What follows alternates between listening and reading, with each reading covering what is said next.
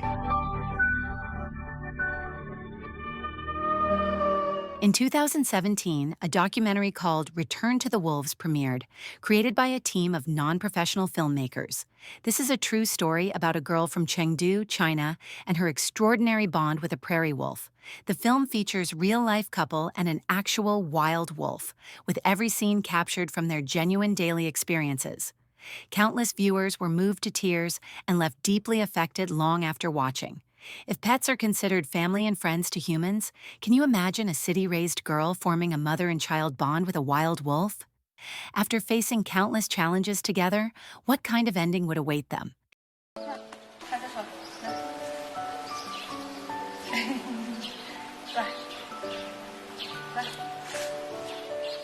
Our story begins in the spring of 2010.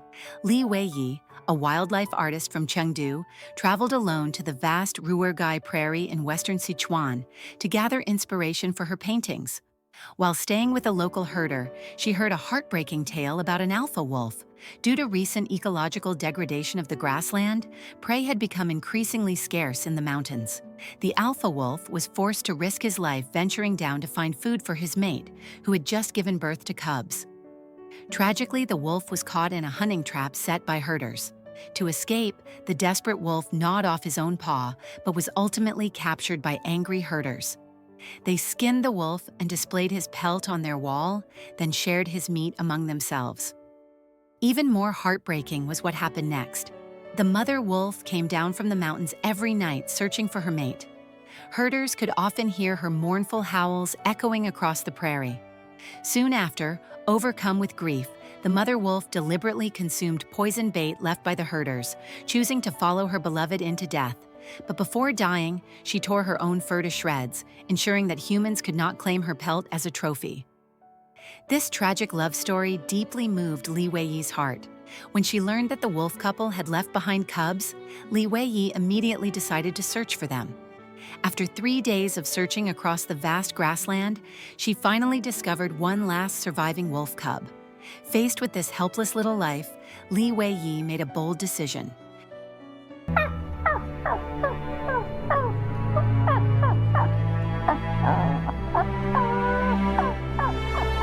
Li Weiyi secretly brought the wolf cub back to Chengdu and began her covert mission to raise him. To avoid detection, she housed the little wolf in her rooftop art studio. Her pet dog was clearly displeased with this new house guest, but surprisingly, the wolf cub lay motionless in his box, playing dead. This was his natural wild instinct for protection.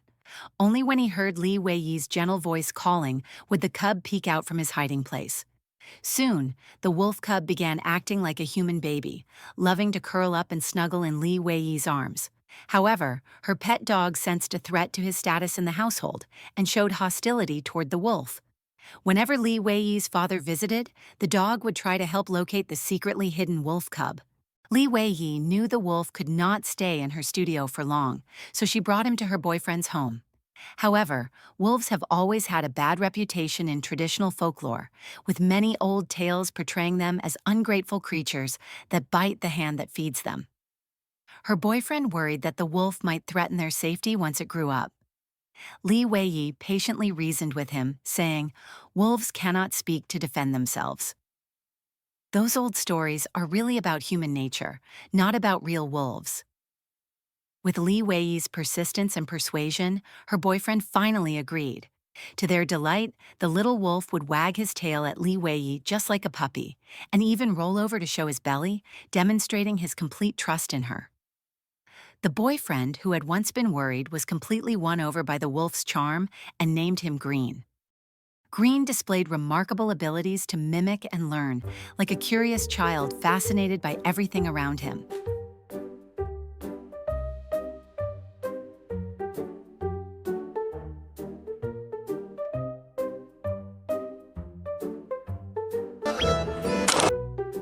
Whenever Li Weiyi showed him wildlife documentaries about wolves, Green would stare intently at the screen, as if learning how to be a real wolf.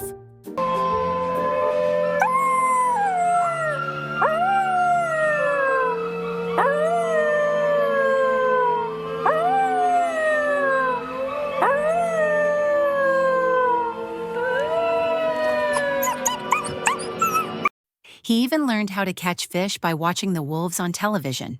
However, as Green grew bigger, he began to long for a larger world beyond their home.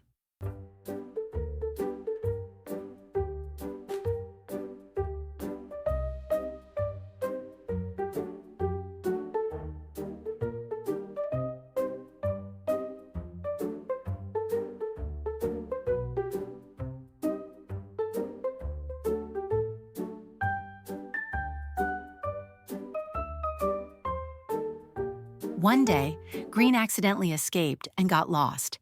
Li Weiyi was terrified and frantically searched for him. You can imagine the consequences if a wild wolf were discovered wandering around a busy city. When she finally found Green, he was huddled beside a bustling street, looking helpless and confused by the urban chaos around him. After this close call, Li Weiyi finally realized that the city was no place for Green. Her boyfriend suggested sending Green to a zoo, where at least his survival would be guaranteed. But when Li Weiyi saw the emaciated old wolf that had been caged there for who knows how long, her heart broke. For wolves, freedom might be more important than life itself. A wild wolf's true home has always been the vast grassland where he was born. So when Green was 3 months old, Li Weiyi and her boyfriend brought him back to Ruergai Prairie. It was July, and wildflowers bloomed across the grassland. Away from the city's towering buildings, Green seemed reborn, running freely across the prairie with a joy he had never experienced in urban captivity. To help Green adapt to life in the wild, Li Weiyi began teaching him hunting skills. She would block up the entrances to mouse and rabbit burrows, leaving only one small opening, then have Green wait patiently by the hole. Green was incredibly smart and quickly caught his very first prey. Soon he mastered hunting mice, rabbits, marmots, and other prairie animals. Before they knew it, they had been back on the grassland for 2 months. Through their daily companionship, the emotional bond between Li Weiyi and Green grew deeper and stronger. The vastness of the prairie and Green's complete trust and dependence brought unprecedented peace to Li Weiyi's soul. During quiet moments, they would lie together on the grass, basking in the sunshine and cuddling like a real mother and child. Soon, autumn arrived on the prairie, and Green entered his adolescent phase. He had developed the dignity and presence of an adult male wolf, growing strong and majestic. Under Li Weiyi's careful guidance, Green had become skilled at hunting various prey. Yet in Li Weiyi's presence, Green remained the playful wolf pup who loved to roll over and show his belly for affection. Li Weiyi became so immersed in these precious days that she lost track of time itself. She silently prayed in her heart that Green could grow up slower, just a little bit slower. But this idyllic period could not last forever. After a sudden heavy snowfall, the harsh Ruergai winter arrived without warning. Temperatures plummeted to -40 degrees Fahrenheit, and food became extremely scarce. Such brutal conditions posed a severe test for every living creature on the prairie. Li Weiyi worried that Green would not be able to handle the prairie's harsh cold and food shortage, so she decided to stay and help him through the difficult winter. However, after a severe hailstorm, Li Weiyi developed pulmonary edema and lay weakly in bed, unable to move.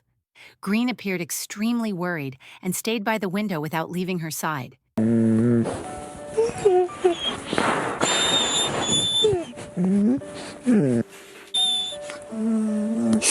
傻瓜，妈妈会好的，妈妈会一直陪着你，不会离开你的。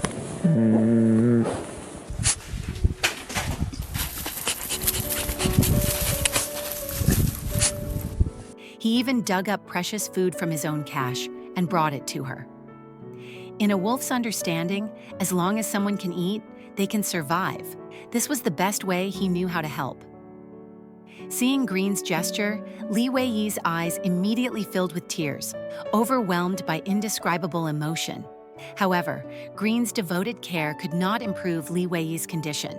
To prevent her illness from worsening, her boyfriend decided to take her back to Chengdu for professional medical treatment. On the day of departure, Green chased after their car for a very long distance, only stopping when the vehicle completely disappeared at the end of the road. From that day forward, Green would wait by that road every single day, longing for Li Weiyi's return. After 15 long days of treatment, that familiar voice echoed across the prairie again.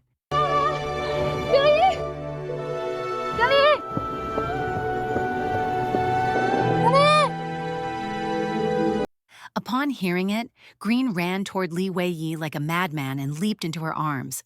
Their brief separation had made their emotional bond even deeper and more precious. However, before they could celebrate their reunion for long, Li Weiyi noticed some worrying changes.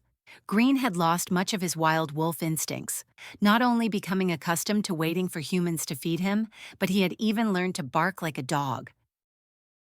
Even more dangerous was Green's extreme friendliness toward all humans.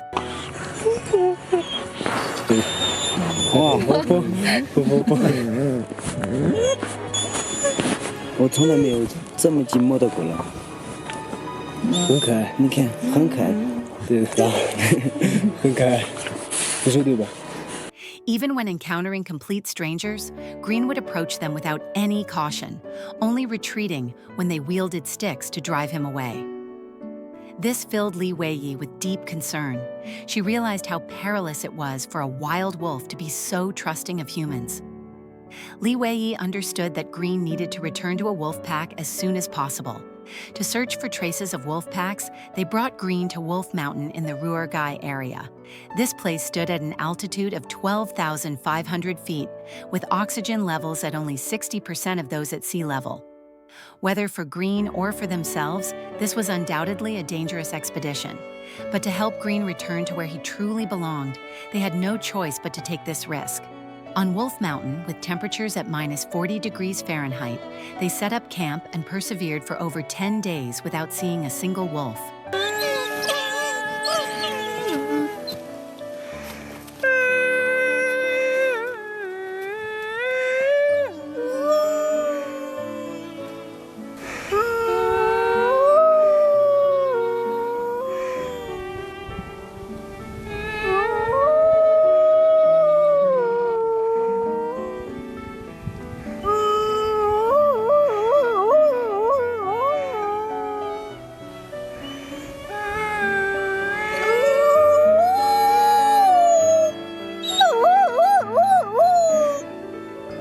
Finally, one day they discovered traces of a lone wolf on the mountain.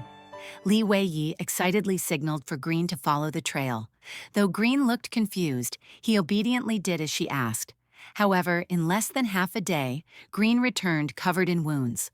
The lone wolf had rejected Green, who carried the scent of humans and had violently driven him away.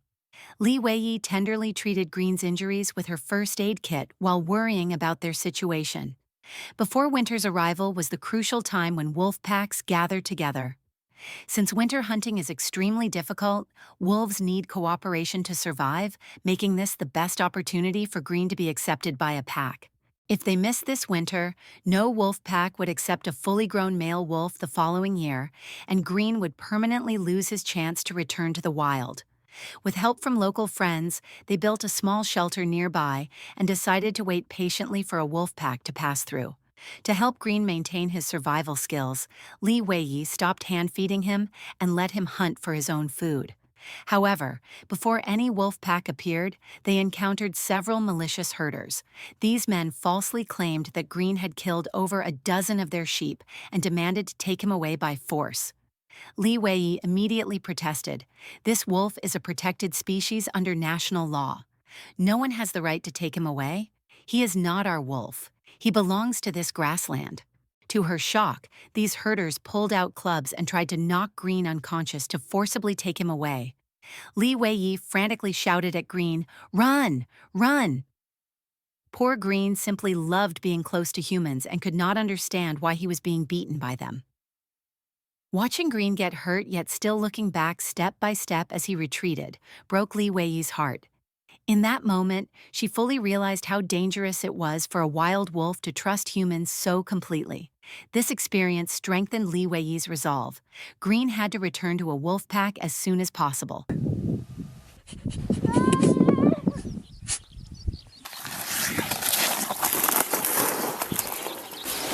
你臭小子，昨晚上跑哪儿去了？那个，你要记住，以后妈妈叫你跑的时候，你必须马上跑，不要管妈妈，听见没？跑得越远越好。你要记住啊，狗棒不是好玩的。让妈妈看看伤到哪儿了，痛吗？到哪儿去找你这么笨的狼啊？ That day, she walked along the frozen river surface, once again searching for wolf tracks with Green. As they walked, Green suddenly grabbed her pants leg firmly and refused to let her continue forward. Li Weiyi did not understand why Green was stopping her, but after taking just a few more steps, she accidentally broke through the ice and fell into the freezing water below. Seeing Li Weiyi trapped and unable to move in the icy water, Green quickly turned and ran away. However, 30 to 40 minutes later, Green amazingly returned, leading a horse from the other side of the mountain. He used his own body to help support Li Weiyi as she climbed onto the horse's back, then escorted her all the way home to safety. This heroic act moved Li Weiyi beyond words. Worried that Green might encounter those malicious herders again, Li Weiyi visited the local spiritual leader and specially requested a protective charm for Green to wear. She hoped the local people would treat Green kindly, but she also understood that such charms only worked for those with genuine faith.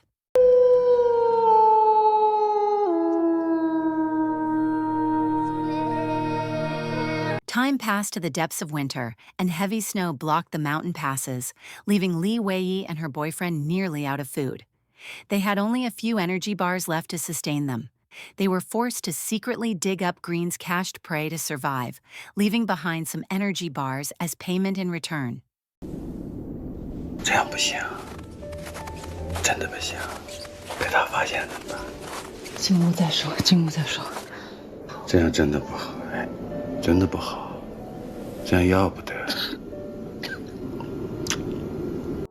Green, who naturally had strong food-guarding instincts, discovered this but did not get angry. Instead, he obediently ate the energy bars they had left. Li Weiyi and her boyfriend expected that Green would surely hide his food in a different location next time, but the following day, Green once again buried his freshly caught rabbit in the same spot, deliberately glancing at them as he did so. This gesture moved Li Weiyi and filled her with guilt, as she realized Green was actively choosing to share his food with them. Fortunately, after several more days, they finally witnessed the crucial moment when the wolf pack gathered. Upon seeing the wolf pack in the distance, Green stood frozen in place for a long time, reluctant to leave. Finally, Green began howling toward the wolf pack, and the wolves noticed him, stopping to respond to his call.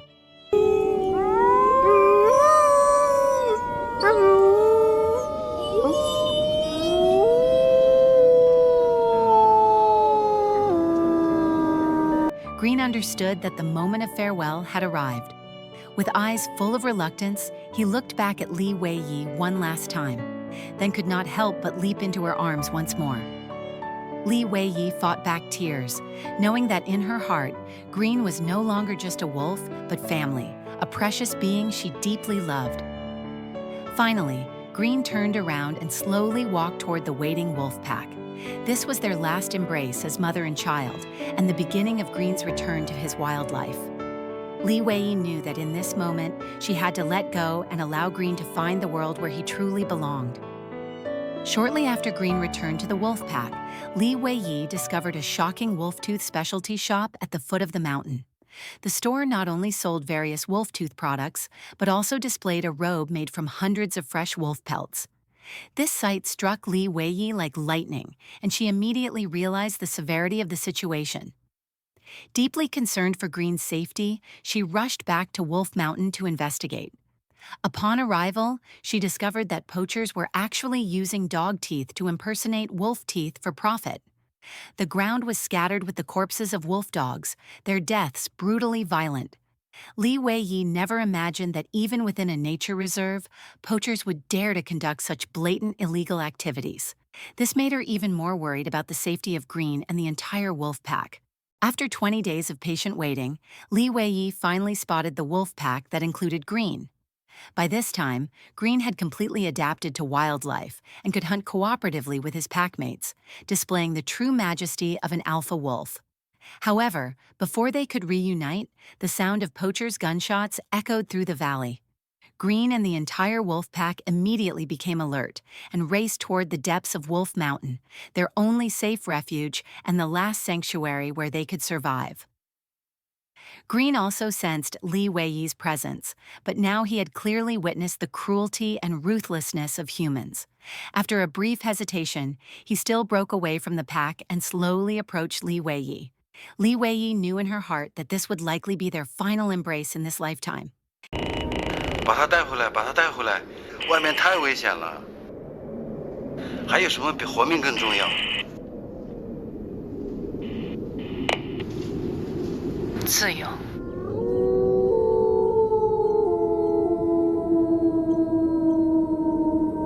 With deep sorrow, Li Weiyi called out to Green, urging him to go and never look back. In time, Green became the undisputed king of the prairie. Yet tragically, all of his pups were slaughtered by hunters. When Li Weiyi later heard that Green had been captured, she and her boyfriend rushed back to the grassland, desperately searching for him. After more than 10 days of waiting, they discovered that Green had been quietly watching over them all along. But no matter how she called, Green never leapt into her arms as he once had. Return to the Wolves was created by Li Weiyi and her boyfriend Yi Feng, based on their own true experience. It took 7 years to complete, telling a moving and complex story between humans and wolves. Some say it is not a real documentary, raw, subjective, and unpolished, but none of that diminishes its sincerity or its power to move hearts. More accurately, this is a story about humans and nature, about redemption and being redeemed, both tender and tragic. By chance, Li Weiyi saved a dying wolf cub. In Green's eyes, it was humans who slaughtered his parents, humans who rescued and lovingly raised him, and again humans who later killed his offspring. His feelings toward mankind were deeply conflicted. Like humans, wolves are emotional creatures, yet most people believe they are born cold-blooded, cruel, and deceitful, deserving only to be hunted and despised. In her book, Li Weiyi wrote, "A wolf hunts with reverence, not because it wants to kill, but because it wants to live. Wolves do not seek to harm humans. It is people who, for selfish gain, destroy nature, kill wildlife, strip their skins, wear their fur, and sell their teeth as trinkets, posing as conquerors. But are humans truly nobler than wolves?" Against rampant poaching and relentless human expansion, Li Weiyi's efforts seem so small and powerless. Today, 80% of the wetlands of Ruurgai Prairie have dried up, and desertification spreads. This land is the last refuge for China's wild wolves. No one knows if they will vanish forever or how much longer this prairie will remain beautiful. All living things have a spirit. May we hold reverence for nature and learn to respect every life. For if we continue to destroy it, one day we will face the consequences ourselves.